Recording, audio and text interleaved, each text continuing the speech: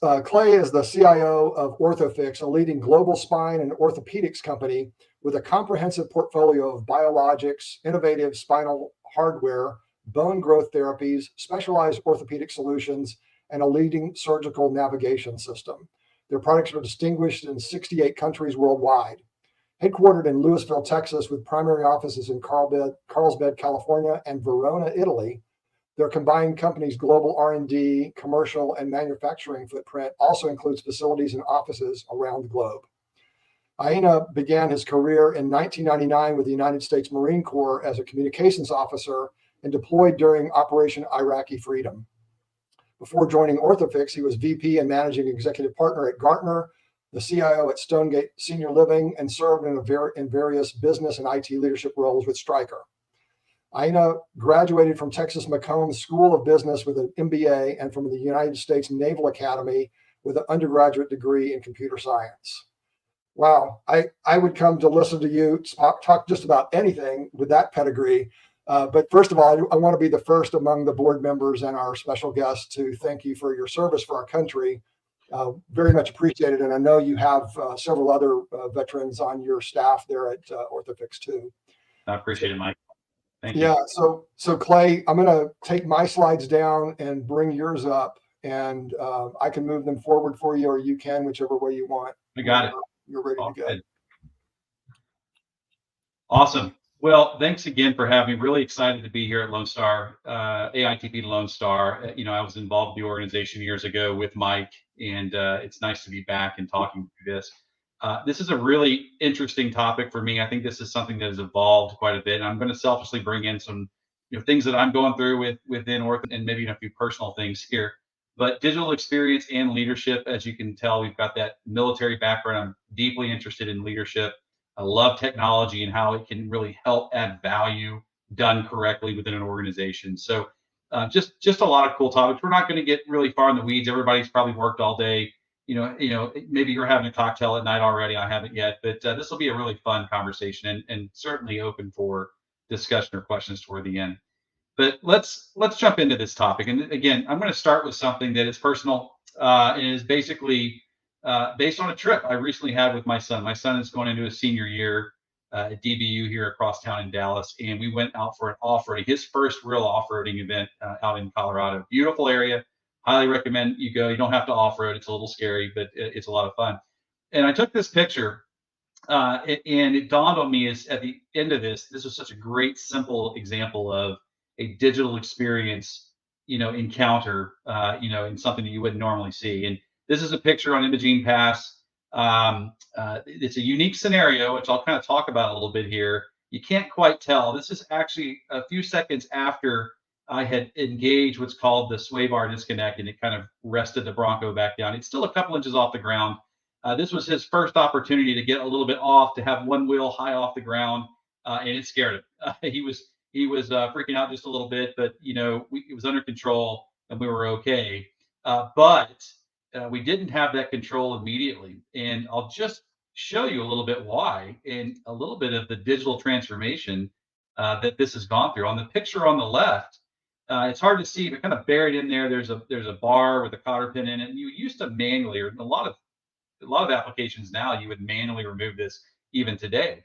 And what the Bronco has done is they've created this great digital transformation where you just have to hit a button. And so we've got these buttons across the dashboard on top of the Bronco, and we call them the hero buttons.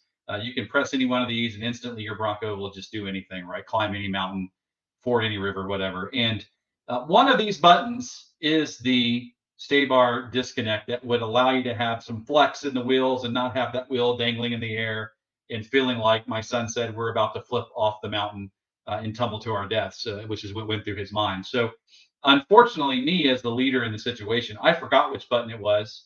And I was trying to figure it out from these tiny little pictures you can see there. And I had him picking the wrong button and it wasn't the right one. And finally he hit it and the Bronco lowered back down into the position you saw from the first slide here. And it was a little more stable.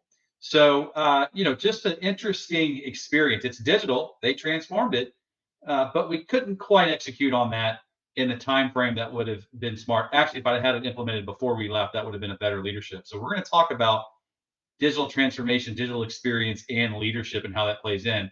But I will kind of go to this screen here, and Mike, if you'll make this one bigger for everybody, this is kind of an interesting picture. It's a little digital, it's like a Sasquatch picture, but if you can see there, that is not the picture of digital user happiness. He was a little bit frustrated and trying to get used to that.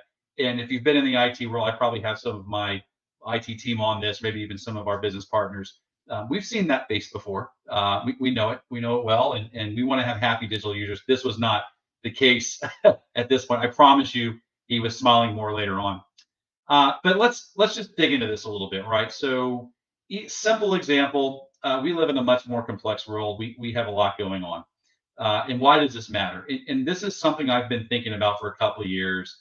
I was at Gartner for a bit. We talked a lot about digital transformation. That was the buzz phrase.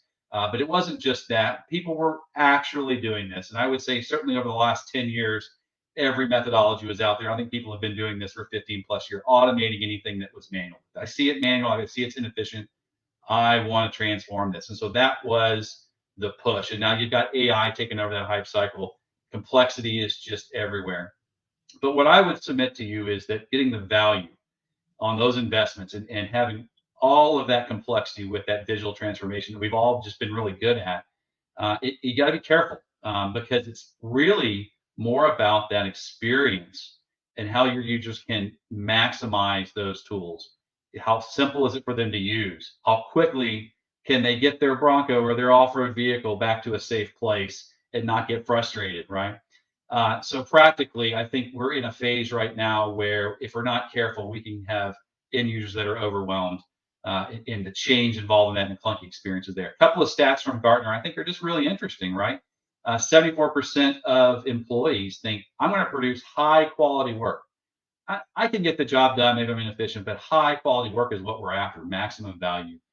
If we have great user experiences, we can collaborate better, we can complete tasks on time at a higher percentage, over 70%. And the counter to that is 18% think right now, this is a few years old, but I would imagine this is fairly similar. 18% think that the user experience and a lot of the information tech that we put out there is not great, So we have to own that as IT leaders. We have to embrace that. So, as we move along into our experience and the use case that I want to bring to bear to highlight some of this, what we're going through, I would say any change event could apply to this. And if you're involved in some kind of change, M&A is sometimes the most intrusive change you can have. And in my company, we've gone through the last year and a half a merger between Orthofix and C-Spine, all public information. But this is something that we've been going through since January of 2023, so about a year and a half. And we've had identified earlier on 50 projects. There's over 100 applications that we had to sort through and figure out. A lot of sites within the U.S. and we've got a lot of global sites, as Mike mentioned, that weren't necessarily impacted, but we had a lot of regression impacts as we learned the hard way in some cases. So the risk here, if you're just thinking about transformation or consolidation or whatnot, and not the digital experience from all those personas, all those users you have, you could step right into very inefficient processes, low value add, continuing to keep digital transformation or legacy, there for a while. Competing technologies to stick around forever. There's a lot of risks here if you don't think about that digital experience carefully as you step into this. And I've done a lot of M&A, and I can't always tell you that we've thought about experience over just let's consolidate, let's capture the synergy, let's capture the business process efficiency only. There's a lot more to it if you want to have high quality outcomes versus just financial outcomes. So this model here, I'm going to talk about our approach. What did we do? Keeping this very simple for us at this point to absorb it. We really approach this from a standpoint of we do have that big task to consolidate. We do have all of those standard goals and targets that you have here. But we really wanted to think about, and it's a journey, it's not an overnight thing, but we wanted to think about how do we make this, or how do we start to make this a better experience for the end user, and then how that helped drive some of our decisions. And the simplify piece, which is the first one you see at the top, is kind of a no-brainer. But it's not just because you want to have a straightforward technology architecture and service catalog. It's also because You want to have a good experience for all of the frontline folks that are out there making the business run, right? I've run into this a lot where we've waited. There's, let's push that can down the road. Let's not consolidate. So I would say, don't wait. We decided not to wait. Let's move forward. Let's clarify how we're going to be combining this. Let's make access to these applications easy, or at least put that journey to get there so it's not something that's hard. Let's make sure that we are engaging all of those user bases, right? And so we do this in a way because we're multi-site. We have a lot of professionals within the organization that will engage and develop relationships. We'll talk about that in a little bit. But making sure that we have working groups, making sure that we're pulling in input. And we have to overcome some of that fear of change that happens naturally in this, that do nothing attitude, because that will kill that experience if we do nothing. That will absolutely destroy some of the value that we want to create here. But you've got to understand those personas. You've got to understand the different working styles. We are in an environment, it depends on your company, where you could be hybrid. You could have, a lot of manufacturing on site, support staff. You could have people that are a few days in and out of the week. You could have 100%. But we're in an environment now where we have to create great experiences for all of those styles, all those situations. So understanding that's important. And the preference bias that we have as well. Some people love what they have. They love their shiny object. They love their tool. They've been on it forever. So we have to navigate through those things because it's really about the experience as a combined company in our case. That's more important than just one preference from one side. But we still have to listen to that and weave it in and make some hard decisions. So that ties into that digital experience foundation. Okay, you've got all the transformation consolidation going on. And what you really need to do here is create a foundation. We're not done. We're just a work in progress. We're trying to create something that will allow us to capture value faster, allow us to accelerate the next round of initiatives and the next round of business need that we have to accomplish our goals, and make sure that we can be ready to accelerate over the next couple of years. And that's really what we've started to do. But we only achieve that by thinking about the digital experience that our users would have. So, a few examples that are around there. We've got big platforms that we've aligned to. That's a no-brainer. But even simple things. And I've got a picture in the bottom left corner there of a conference room. We said earlier on, we would like, no matter where you go, we would like folks to be able to have a similar experience in any conference room they go in. So we started down that journey. We're not done. We've got a lot of rooms to do, and we've got to balance the budget. But we've got, you can see there, Teams rooms, and that's something that we've consolidated to. Some people loved Zoom, some people loved other tools, but we had to make some hard decisions because that overriding experience of no matter what we do, let's go in there and have that experience that's common if we have travelers or we have remote people that are engaging with us in the same rooms. So just scratching the surface here, but just that approach that we have to take the standard M&A playbooks that everybody has out there and add in this element of, are we considering digital experience? But there's a missing element here, and this is something that's near and dear to my heart. We have to make sure that we have leaders that are ready. And I'm focused on the IT aspect of this. I would submit that this does take a village, right? It takes the business and the IT leaders to make this work successfully. But within our control, we're talking from an IT perspective. To really appreciate what can happen in how we can deliver on digital experience outcomes that can be valuable, we have to focus on the leadership aspect of this. Now, again, this could be any change. I'm focusing on this M&A, this merger experience. But again, any significant change to the organization, I think, is important for us to think about. And I have a phrase that I use quite a bit, and it probably comes back from the military aspect. We are leaders first, and we're technologists second. If you're in leadership or a senior role, I'm really looking for that leadership aspect to come out.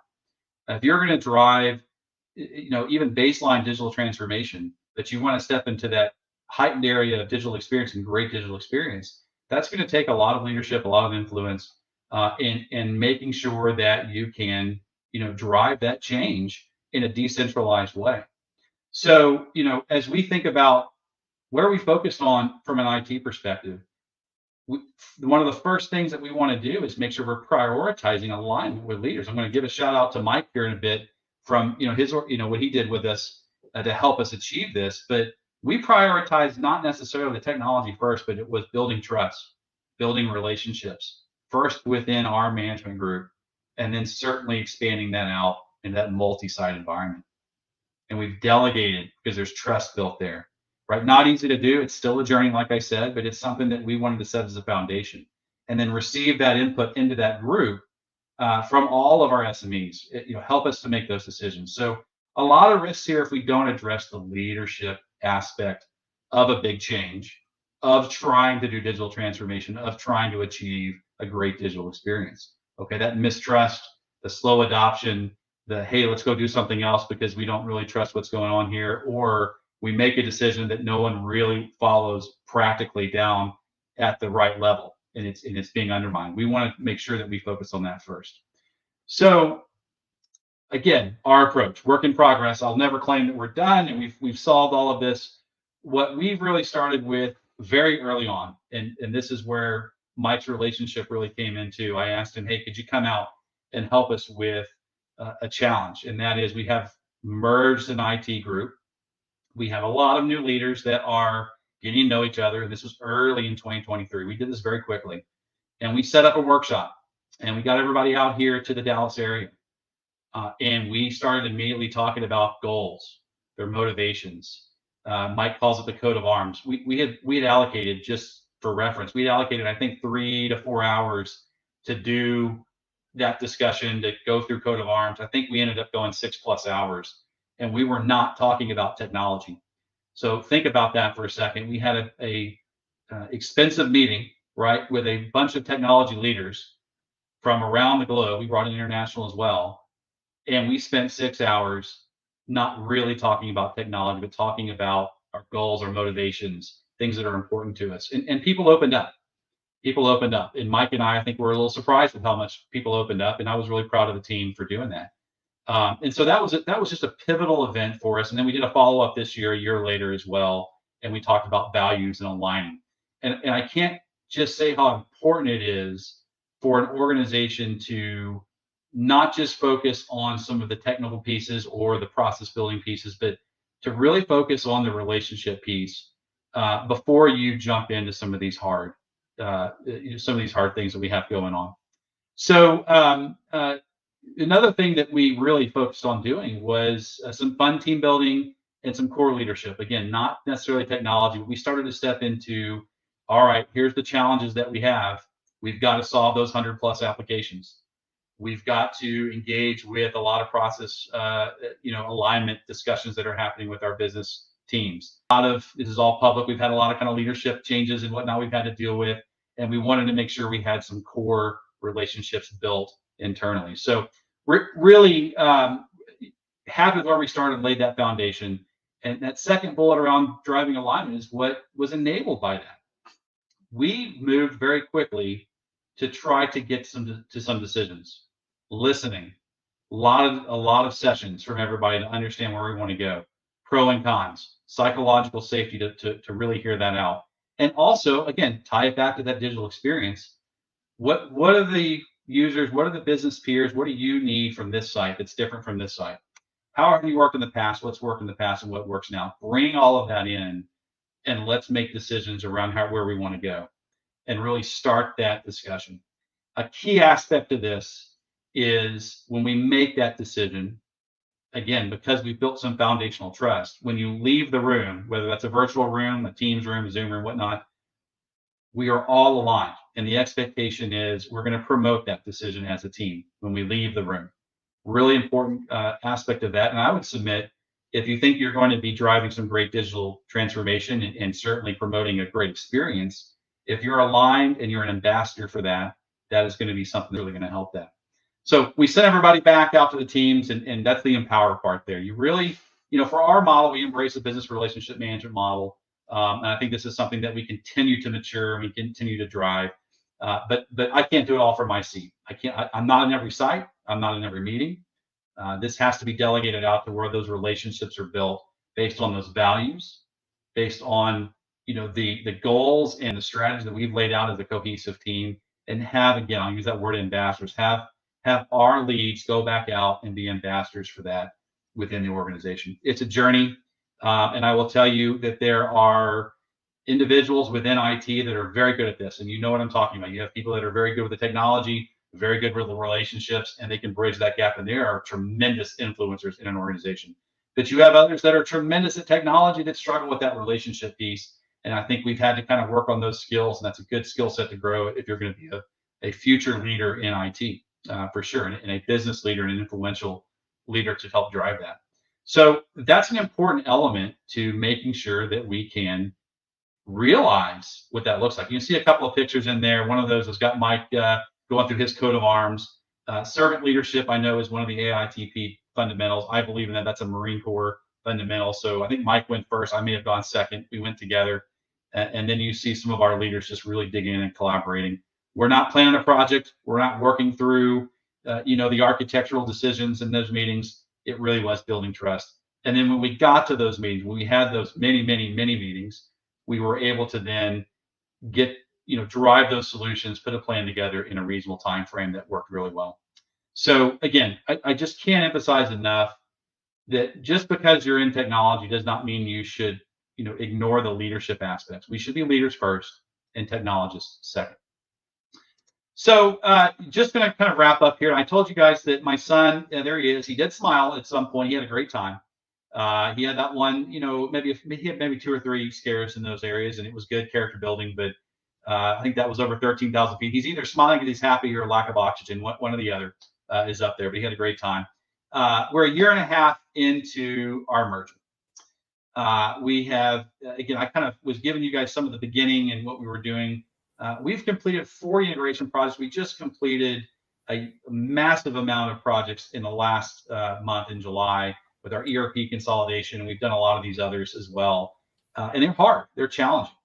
We've really tried to have that discussion on maintain the relationships, maintain the digital experience thread as we pull through that. We've had some wins, we've had some missteps, and we learn from that as we grow, and that's part of that journey as well. But we all the way through that, I've always said, if we accomplish all of those projects and we accomplish all those consolidations and we hit some financial goals, but the experience is not great at the end of this, and we're not done, but at the end of the experience isn't great, and our relationships are suffered because of that, we did not have a success. We want to have stronger relationships. We want to have a platform and platforms that we can accelerate the business following that, and just make sure that we are in a better place overall. So at the end of the day, you have to consider digital experience with the crazy complex world we're in. And if you're not thinking about how leaders can drive that and empower them, then you're not going to achieve those results that you need. And it's not easy. This is not an easy task, and we're still working through that. So I think I've kind of landed where I need to on the timing here, but I'm going to go into this area. You got to pull out a Dilbert here. And when I say it's not easy, it's not as easy as just saying, yeah, we consider digital experience. We added it on the list. Why don't you like it? This is a roll your sleeves up, listen event, and trust your leaders to know what's right. So with that, let me pause. Mike and team, is there anything that we want to throw in? Yeah, we actually have quite a few questions. Let me put it in a place where we have really appreciated the Dilbert, but let's get rid of him for a minute. Yeah. And I'm going to go to Keith Thode. Keith is on X today. So Keith, you want to ask your question, and then you can banter with Keith or with Clay a little bit. So Keith, you're muted. Thanks. Clay, I was just really admiring the thought about the digital experience involved in the merger. My question would be about what did you have to do to advocate for the time and the budget from the M&A folks to kind of really have some time to focus on this? Yeah, I think earlier on when we were discussing, hey, let's spend some time doing it, I think most of us are very much inclined to just jump into the planning. Let's start to hey, we need to start architecting the solution. We need to start talking about the process mapping, whatnot. And of course, everybody's in a hurry. We all want to get there, and everybody's asking for when's it going to be done. So, with our team, I think that by starting with non-technology related items, how is it affecting us? Consider that we set the model. Now, as far as adding that to the budget and whatnot, I think that's always a challenge, and be trying to tuck this into every project to talk about, hey, the reason why we want to do this, and not leave it alone or do nothing or kick the can down the road is because it's a better experience for our users, and it's going to help us accelerate into more value for the company. And I think that's always the pitch that I would want to add is, how is this adding value to the company long term? If you can't articulate that, and you can't draw that thread from digital experience to, hey, this is why this is going to be a more efficient model. This is why we're going to cut costs later or add revenue later. You're probably missing the mark, and you have to do that hard work to do that. But it's project by project, Keith. Thank you. Yep. Clay, we had a comment earlier from Evan Leeper on LinkedIn. Yeah. Akshay, you want to read that comment and see if you want to talk about it a little bit?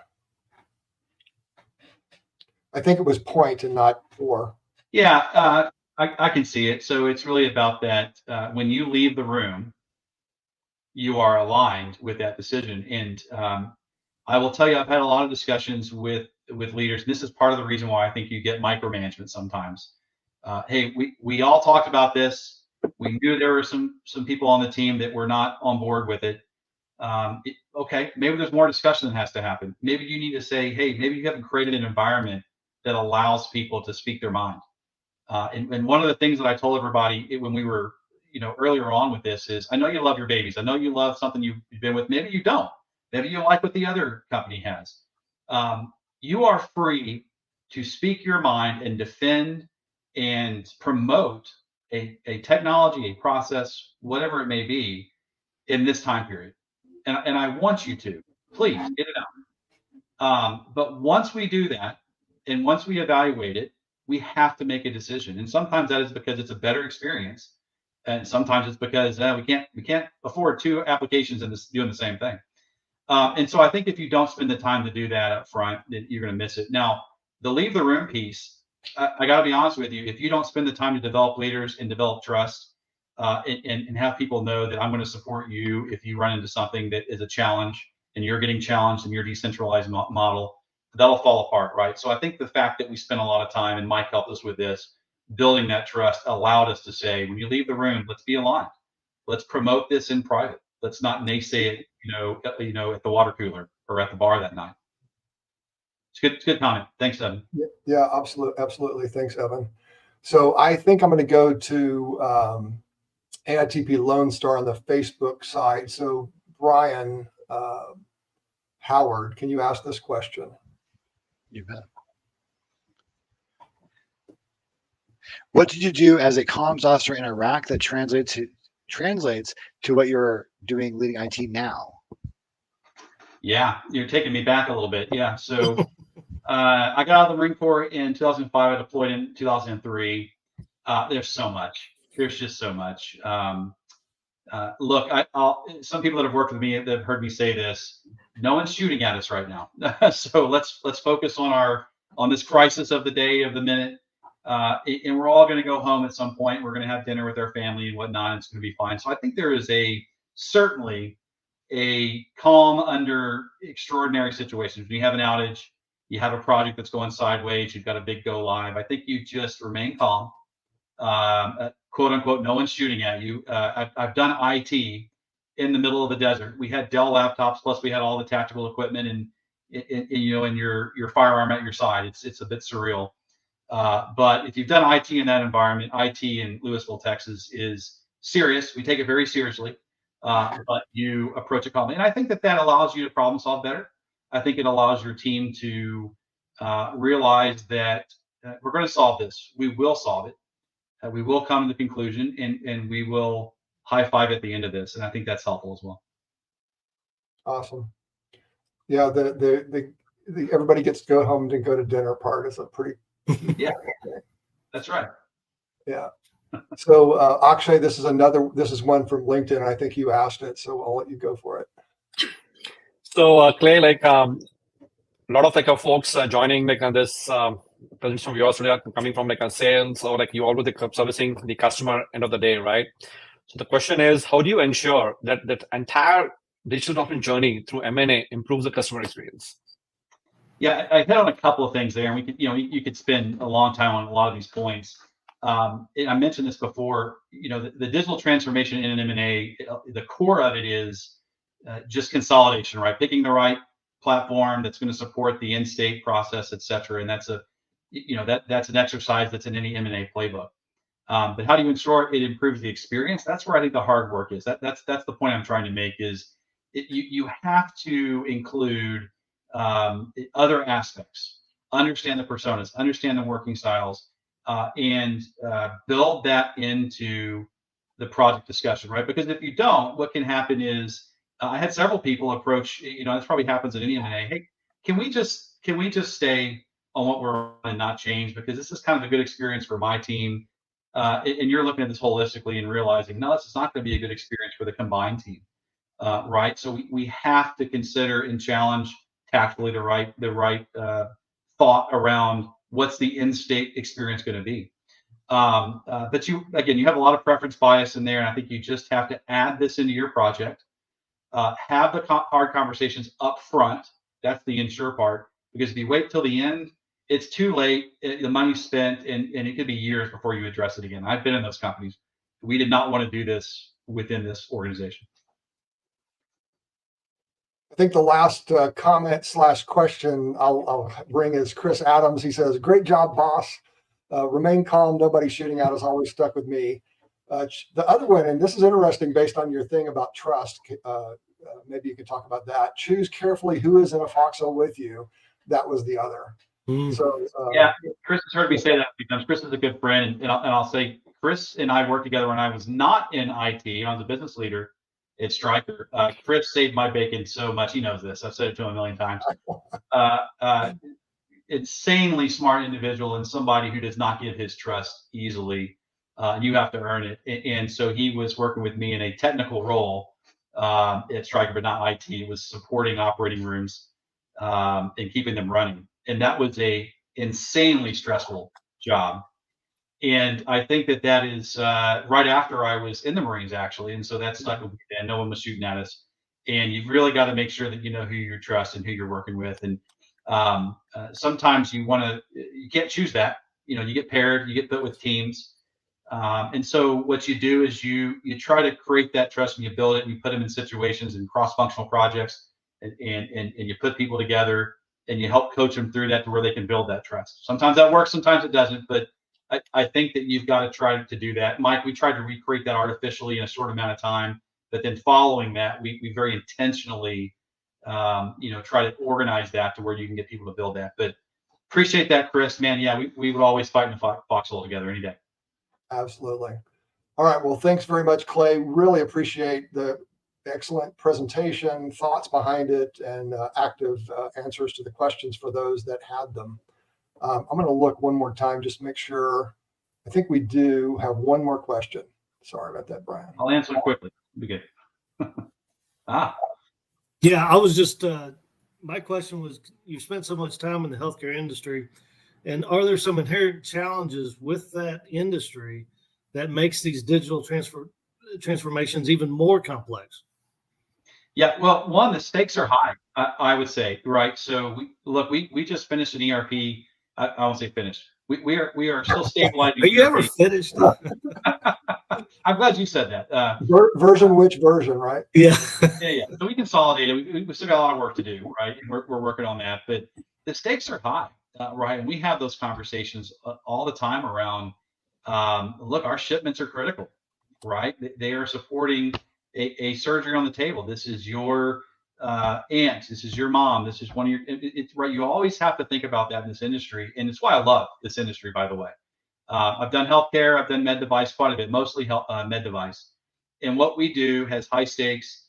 And if you're in IT, you can quickly draw that thread, and you should quickly draw that thread to the healthcare and positive outcomes to a patient on the table. And that is something that we always talk about. It's not hard to do. And if you ever think that you're just writing code or you're just a help desk tech, no, you are supporting improved outcomes for patients. And so those stakes make it really high. Now, if you want to just have a quick link to digital experience, the better that our business partners can utilize and maximize and wring every possible value out of our technology solutions, the better they're able to provide better patient outcomes as well. And so really it is just that chain there that is, it's very fulfilling. When it's going sideways and we're having problems, it's very stressful. But that comes with it. I believe it. Awesome. Well, thanks very much, Clay. I appreciate it.